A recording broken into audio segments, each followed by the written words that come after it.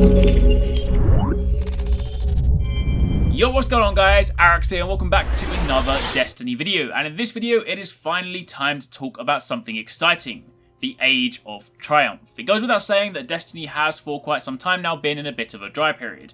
These types of games will always fluctuate like this. There will be times where lots of stuff happens, there will be times where not much stuff happens, but of course as of late it has been a little bit difficult because we haven't really had any idea as to what is next. Of course Destiny 2 is on the horizon, but Bungie haven't until this moment spoken about it in an official capacity. However, that all changes today. A blog post just went live that not only details what is next for Destiny 1, the game we know right now, but also what we can expect going into Destiny 2. So, let me break it all down. If you do enjoy this, then a like would be super appreciated. Comment down below if you have any questions, but first up, let's talk about the Age of Triumph. This is going to be the quote-unquote final live event for Destiny 1, i.e. the Destiny we know right now. They said, we intend for it to be a fun and memorable celebration that will bring the first major chapter of our Destiny adventures to a fitting close. We'll look back upon the 3 incredible years we've shared as a community and look ahead to some final challenges and rewards that await you in the weeks ahead. Now in true Bungie fashion, this isn't a post to detail what the Age of Triumph is. This is a post to tell us that something is coming, so it's a post about an announcement. However, for the next 3 weeks, there are going to be a series of live streams that'll draw back the curtain and shed the light on this next live event. The first one is next week Wednesday, March 8th. I assume it will be the usual sort of time. Once we do get closer, they will of course let us know, but I would assume it would be around 10 AM Bungie time, 6 PM UK time. But the first stream will be the Age of Triumph reveal. So of course this will be where they set the scene, they talk about it, they let us know what is going on. It is quite interesting that the image they chose does have a Vex enemy there outside a gate. I do wonder whether one of the things they're going to consider bringing back for this final push is the long asked for, much kind of requested Vault of Glass light increase. It'd be really cool if they basically just said, you know what, Destiny's coming to a close, let's just raise all the raids up to the current light level, let you go through and farm for whatever gear set you want, and then that gives people things to do for the remainder of the year while we're waiting for Destiny 2. It is also worth noting that the image or the coat of arms that they used to represent the Age of Triumph at the header for the blog post is this image here. And if you look closely inside the coat of arms, inside the shield, top left, that is the image for Vault of Glass. To the right of that is Crotus and Raid. To the bottom left is King's Fall. And of course the one to the right of that is Siva. That is of course Wrath of the Machine, shortly followed by ships down below. So I think it's a pretty good chance that we will be seeing these raids. But either way, at this point, still speculation.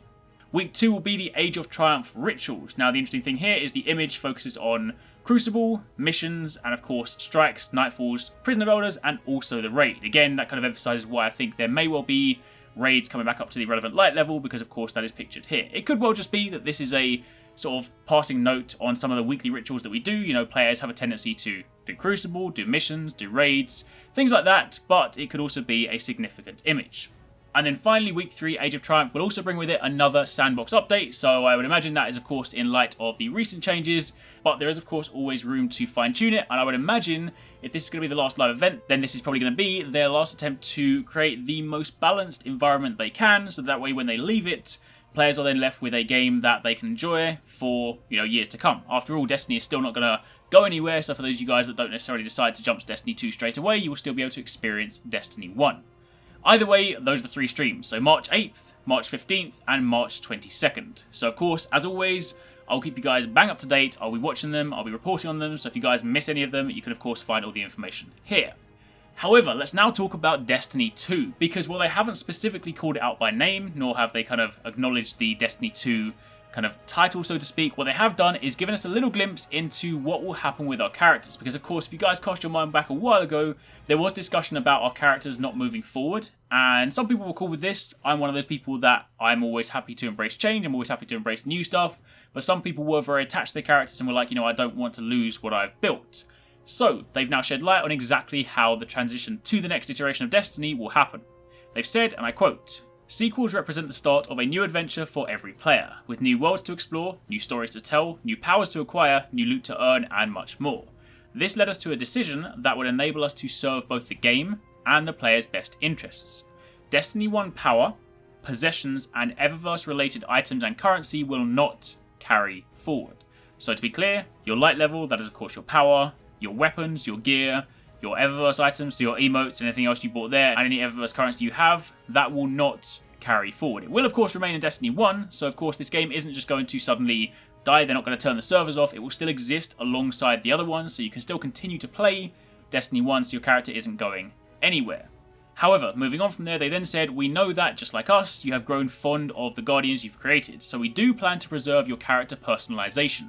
We're going to recognise the dedication and passion you've shown for this world, specifically the class, race, gender, face, hair, and marking selections for all characters that have achieved level 20 and completed the Black Garden story mission will carry forward. We also plan to award those veteran accounts with honours that reflect your Destiny 1 accomplishments, so again, see that as something like Year 3 Moments of Triumph, something like that.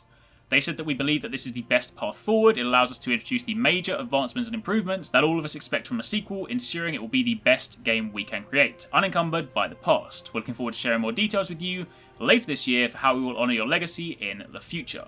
So, to reiterate, the character you have created, your appearance, your race, your class, that will carry forward. Now, typically, if you guys have ever played things like MMOs before, or any games that do have sort of character transfers, there will probably be a certain element of re-customization. I would like to think that in Destiny 2 they're going to give us more customization options and not just use the same.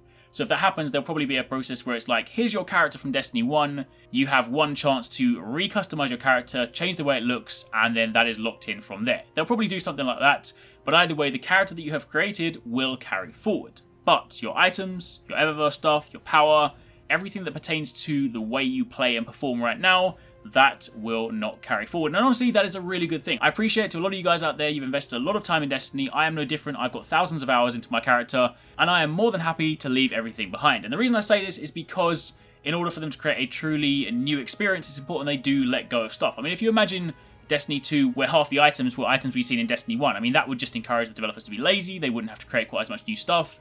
And it would just end up being like Destiny 1.5 and not Destiny 2. So I, for one, am completely happy for them to leave everything behind. The Eververse stuff is a little bit shady, given that they have recently been selling stuff in Eververse, and they are then, you know, going forward knowing full well that we're not going to be able to bring that with us. So that may well be a little bit of a touchy subject, but for the most part, this is a good move. It happens in many, many games, and while Destiny is not a conventional MMO, it is one of those games going into the future, this sort of upcoming genre that is, for want of a better term, MMO light. It has MMO aspects to it, and that of course comes part and parcel with the updates, the gear changes, leaving things behind and having to earn stuff over again. So it's something you guys should be very used to by now, not something you should necessarily see as a problem, but either way, that is the future. So your character is coming to Destiny 2, but the stuff you own and your power is not.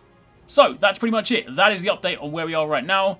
That is of course the first, albeit vague, official confirmation from Bungie themselves, talking about the future beyond Destiny 1, and also what is happening with Destiny itself in the immediate future. I would imagine, looking at the timeline, given that the first 3 streams run until the end of March, we would then be looking at a sort of early to middle April update, which would then of course give us maybe sort of a month's worth of content to run into E3, and of course at that point they will then be heavily entrenched in the Destiny 2 marketing, and will of course have trailers and gameplay and maybe even a beta. Who knows? Honestly, right now we have no idea, but either way, that is a pretty decent timeline. There is now a light at the end of the tunnel, something to look forward to, something to be excited about, so I personally cannot wait to see more.